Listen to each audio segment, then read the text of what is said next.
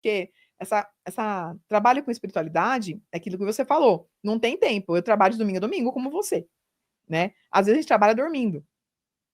Então, a gente é claro que é um trabalho quem é responsável realmente para entregar tudo direitinho, tem que seguir algumas regras, não tem jeito, né. Então eu falei: "Bom, eu acho que foi isso então que não que eu não ganhei na loteria", mas eu fiquei feliz já de ganhar lá os R$ 480, né. Não, então, já dá para fazer alguma coisa, né. É. Ano passado a gente estava fazendo um trabalho tão intenso aqui e tal, aqui, terapias, tal, a Gabi também estava, a Mi, que às vezes eu falava: "Pô, mas parece que eu nem fui embora", sabe, você parece que você não Sim. foi embora, não dormiu, você tá É uma muito doido, não constante. é? Não é É doido? doido. Eu não sei, eu percebi que o tempo, passa muito mais rápido, depois que eu comecei a trabalhar com terapia.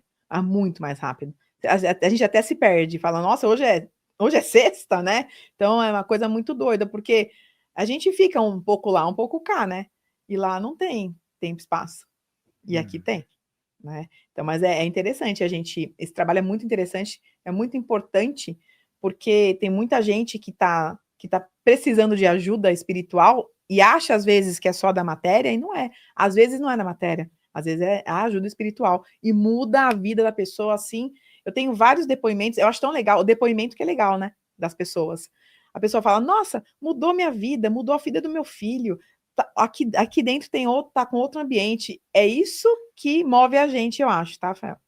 Inclusive aqui tem várias histórias canalizadas, daqui a pouco a gente dá uma olha aqui, ó, pessoal, as imagens, essa aqui de histórias canalizadas, tem várias imagens muito legais nesse livro, daqui a pouco a gente vai falar sobre isso, tá. Tem reflexões aqui, né, os capítulos, inclusive abri aqui o capítulo 1, chama O Peso das Escolhas, ó. É, O que sua alma sabe que você ainda não entendeu. Daqui a pouco a gente fala mais um pouco sobre isso, porque o que eu vejo hoje, além às vezes o medo paralisante que uma pessoa tem, sabe, uhum, eh, faz com que a pessoa não evolua, né. sim. Então esse medo paralisante tem algum traço de alguma situação que a pessoa se bloqueia hoje porque abusou muito no passado? Ou esse medo paralisante pode ser também, tô dizendo assim, né, que você tem exemplos de casos, né, Sim, que a pessoa é paralisada para ela não progredir porque tem espíritos obsessores que querem ver o declínio dela. tem os 2, né. Então, por exemplo, tem um exemplo de um caso que a pessoa não consegue prosperar de jeito nenhum, tem sabe aquele caso que tem tudo para dar certo, né, para prosperar, para abrir um negócio, mas não vai, não vai, não vai, fica derrapando naquilo. Então, isso aí a gente descobriu que foi um medo de uma vida que essa pessoa tinha muito dinheiro, cuidava de toda a família, e um dos sócios acabou com a vida dele. Então, estava fazendo coisas por trás de tudo, sem ele saber, e acabou deixando ele só com as dívidas da empresa. Então, ele ficou ter que pagar a dívida, ele ficou sem dinheiro e ficou, sendo uma pessoa, triste, depressiva, porque ele que cuidava de todo mundo na família e de repente aquilo acabou. Então ele viu ele, além dele sofrer, ele viu a família sofrer, todo mundo passou necessidade, então o que que ele falou ele decretou: "O dinheiro só traz desgraça". Então nessa vida, ele tinha tudo para dar certo, ele tem inteligência, ele vai atrás, ele trabalha bastante, mas não dá certo, porque o medo daquela vida estava atrapalhando ele aqui. Porque ele se conectou, então veio um gatilho mental e falou: "Olha, se eu ganhar muito dinheiro, eu posso perder tudo e a minha família pode passar necessidade e eu também". Então a gente limpou isso do campo energético dele, porque ele estava conectado com medo da outra vida. Tem Então sentido pra caramba, é. porque às vezes o dinheiro em excesso, o dinheiro é neutro, né, às vezes o Sim, cara pode fazer coisas terríveis com dinheiro, como coisas maravilhosas, sim, né. Então talvez na cabeça dele pensou: "Se eu tiver muito, pode ser que eu faça tais coisas que sejam ruins para os outros", porque gera um sim, poder, né, sim, total. e se tiver na mão do cara bacana, ele pode criar ONG, pode fazer coisa boa para os outros, Exato. né. Então, o dinheiro a energia do dinheiro a gente tem que ter. A energia do dinheiro é neutra. O problema são as pessoas, eu falo isso para todo mundo. Gente, o pessoal fala assim: "Ai, mas eu posso fazer uma terapia de dinheiro?". Claro, deve fazer. O dinheiro você precisa. O dinheiro faz parte da terceira dimensão, a moeda de troca. É uma energia de troca. Se você não tem dinheiro, você não consegue ser feliz em alguns momentos da sua vida, inclusive vários. Porque se você tem dinheiro e alguém fica doente, você consegue colocar a pessoa no hospital melhor para ser tratada melhor. Às vezes, né, até sair daquele tratamento com vida, né? Então, se você tem dinheiro, você consegue ajudar as pessoas a pescar. Não ficar dando dinheiro para todo mundo, porque as pessoas não dão valor. Mas ajudar a pescar, construir uma empresa, empregar pessoas, sabe? Então as pessoas não pensam nisso. A pessoa fala, não, eu quero ter dinheiro, mas isso daí é um egoísmo meu. Não é. Se você tem dinheiro, muitas coisas da sua vida vão se resolver. Vai por mim. Porque o dinheiro, eu acho que não tem limite, porque a pessoa pode, todo mundo pode, por exemplo, você pode ter dinheiro porque vem dinheiro de várias fontes, mas você também está colocando dinheiro nas outras fontes de outras pessoas. Sim. E assim movimenta. Sim. Então, assim, todo mundo pode ficar legal, bem, mas também tem essa questão do ação e reação. Algumas pessoas chegam até aqui, como você falou, elas estão aqui, chegaram numa dificuldade, mas precisam continuar. Né? Elas têm um desafio aí, né? Acho que é o desafio que é o grande X, né? Tem um desafio, mas a pessoa tem que entender todos os aspectos que está acontecendo com ela, né? Quem tem muito dinheiro tem desafio e quem tem pouco dinheiro tem desafio. São diferentes os desafios, mas tem. Então, a pessoa tem que ter consciência de que ela nunca pode negar dinheiro. Por exemplo, você vai numa festa, a pessoa fala, eu te trouxe um presente. Aí você fala, não precisava. Precisava sim. Você é especial, é o seu dia. Não fala não precisava, porque o que você tá mandando do campo energético? Eu não quero dinheiro, isso não é para mim, não quero presente, não quero que ninguém goste de mim. Então, a gente tem que, tudo que a gente faz, a gente tem que prestar atenção no que a gente fala. Agora que trabalho com terapia, mais ainda. Às vezes eu falava as coisas porque a gente aprende com os pais, né? Aí fala assim, fala que não precisava, viu? O presente. Porque foi se incomodar. Né? Daí a pessoa fala, é um presentinho simplesinho. Não fala isso também, porque foi um presente. Não importa o quanto que ela pagou aquele presente, entendeu? Né? Porque foi se incomodar. Sim, você você deve querer que as pessoas te deem presente, gostem de você. As pessoas parecem que as coisas que a gente aprende puxa a gente para baixo, né? Não precisava, eu não sou merecedor. Aí começa. A criança, se você ensina para a criança isso, ela vai falar, por que não precisava? A minha filha falava, mamãe, por que as pessoas falam, não precisava, eu quero presente. Eu falei, continue assim. Isso é bom, isso é bom. Né? Sentir-se merecedor, né? Exato. Merecedora. E eu trato muita gente com problemas na vida por não merecimento.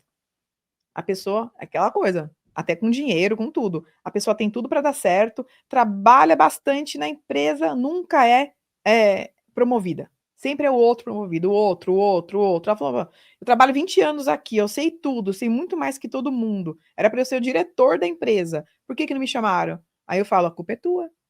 Porque você tem dentro do seu campo energético a questão do não merecimento. Ou às vezes lá, também o não merecimento, às vezes a pessoa se sente merecedora do ruim. Do ruim. Isso aqui eu consigo fazer. Isso aqui é para mim, porque eu não sou muito boa nisso. E tem muita gente que trata isso, muita. Então, a gente tem que entender, por que você, às vezes, não é promovida, tá há 20 anos numa empresa e chega um monte de gente nova que nem tem tanta capacidade que você. Porque no campo da pessoa eu mereço, eu sou boa. E aí, o campo da pessoa conversa com o campo da pessoa que vai te entrevistar. E aí, dá um match nos dois e ele fala, gostei dela, gostei dele, entendeu? Não, tem sentido. E aí eu vejo uma ponte em duas coisas que a gente falou e é uma terceira. O medo, o ego e a procrastinação. Tem uma relação aí? Tem. Olha, o ego é nossa parte individual, né? Então, o ego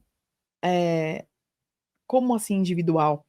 A gente fala, eu quero isso para mim, eu quero ser isso, eu quero ser aquilo. Então, isso é o ego.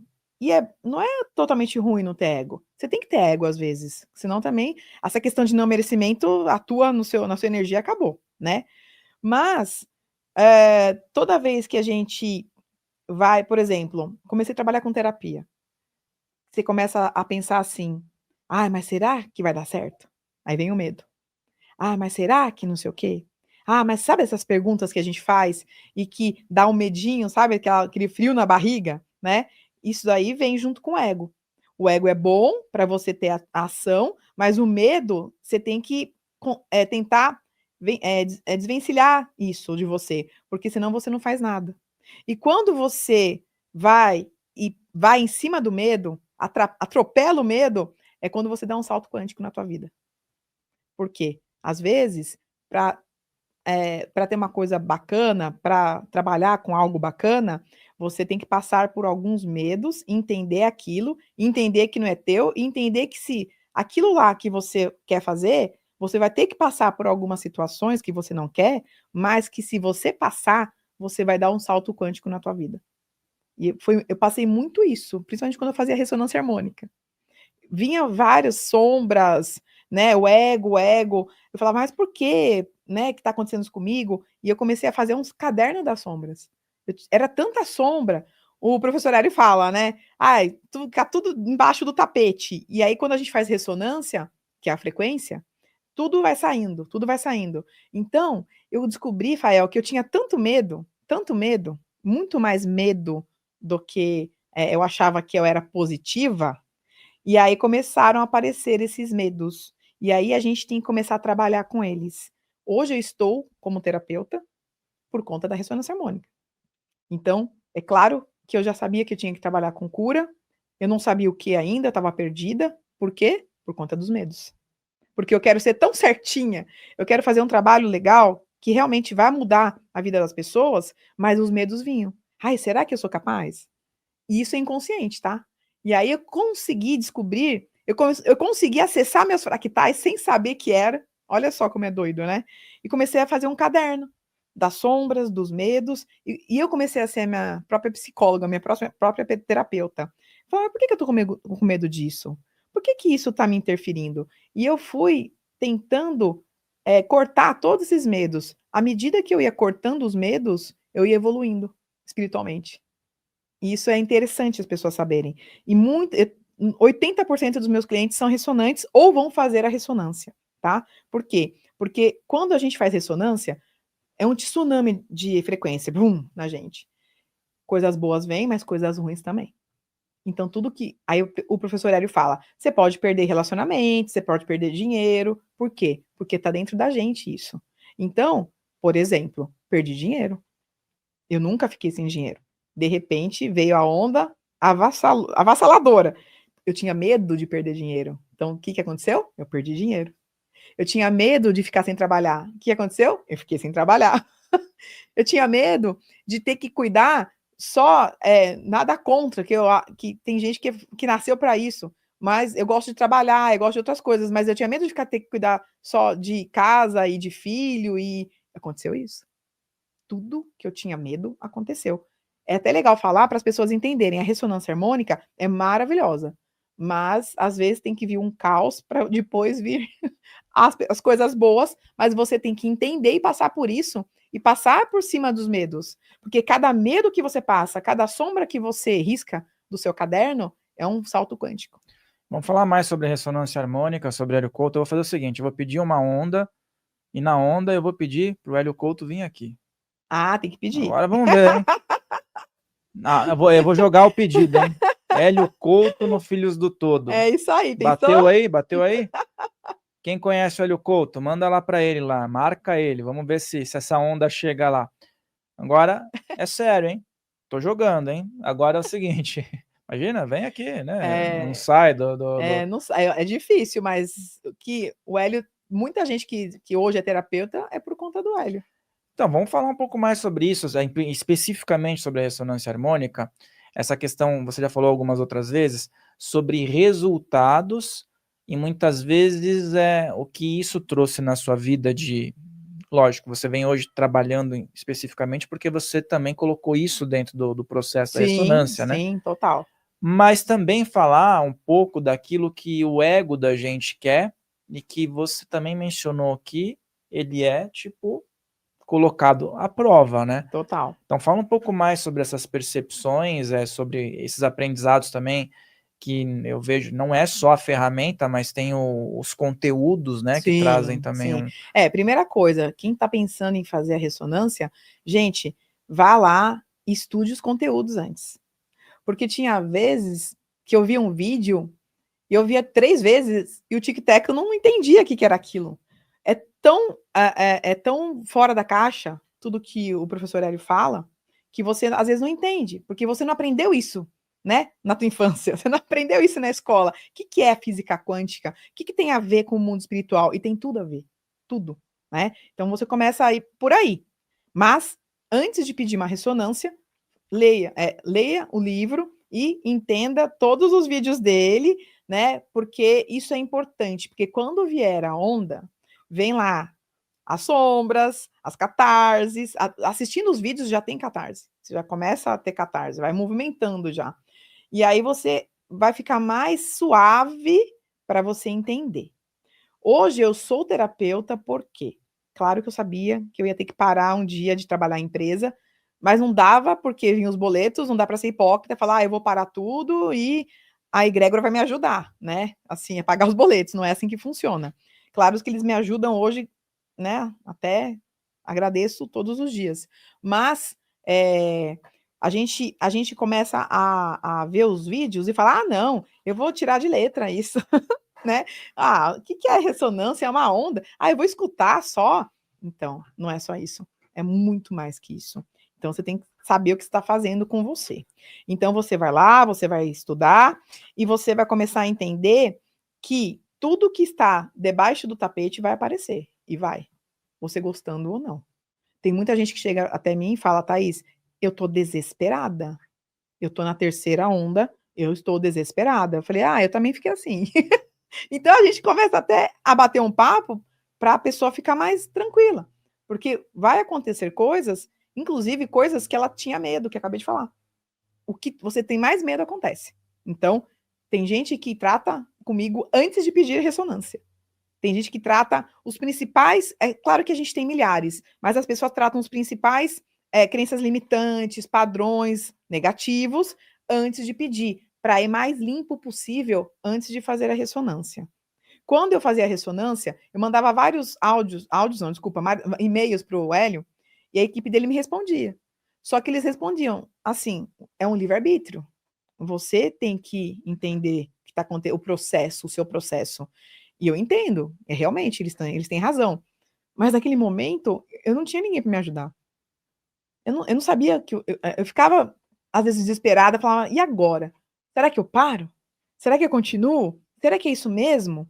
E aí eu continuei, que eu sou chata, então eu continuei. Mas aí eu fui fazendo o caderno da sombra, eu fui entendendo o que vai acontecendo, e hoje eu estou aqui, de novo falando, sendo terapeuta, porque eu precisei dessa ajuda e eu sei que muita gente precisa também, porque às vezes a gente não consegue andar sozinho. A gente precisa de ajuda espiritual, porque às vezes aqui na 3D a gente não consegue entender por que está acontecendo tanta coisa ruim na nossa vida. E com uma ajuda, com uma limpeza energética, a pessoa ela muda a frequência dela e ela começa a enxergar coisas que ela não via antes. Rasga o véu. Rasga mesmo. O Hélio fala muito de rasgar o véu, e isso rasga o véu. Então a pessoa começa a enxergar a vida diferente. Ela começa a dar sentido para algumas coisas que ela não dava. Ela começa a entender que as catarses são normais, as catarses vêm. E é normal. A gente está no mundo de dualidade, né? Então a gente tem que aprender. Se a gente fosse no mundo só do bem, do bom, do bem, a gente não ia aprender nada, concorda? Então a gente tem que estar aqui nesse mundo de dualidade, tem as catarses, tem as sombras, e tem muita coisa para a gente resolver. Quantas reencarnações que nós já tivemos? Quantas coisas que a gente já passou em outras vidas que a gente não tem noção, né? Então, eu acho interessante fazer, muda muito, mas com consciência. Leia tudo antes, entenda que pode ser um processo, você vai passar por alguns processos. Quanto mais rápido você entender suas sombras e limpar isso, mais rápido vai ter a parte boa, né? O caos sempre tem. Às vezes a pessoa fala assim, mas no começo foi maravilhoso minha ressonância, agora tá acontecendo isso. Por quê? Vieram os gatilhos mentais de outras vidas. Então, se junta com a ressonância e a gente tem que limpar isso para a pessoa continuar.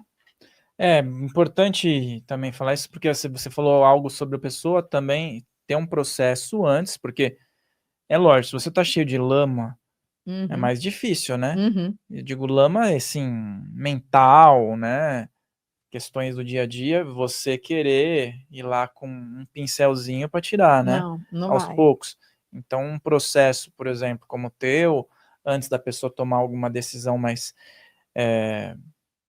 pontual na vida, né, em relação a alguma coisa, pode sutilizar esse processo catártico, né, que fica ali na mente da pessoa, batendo e tudo mais.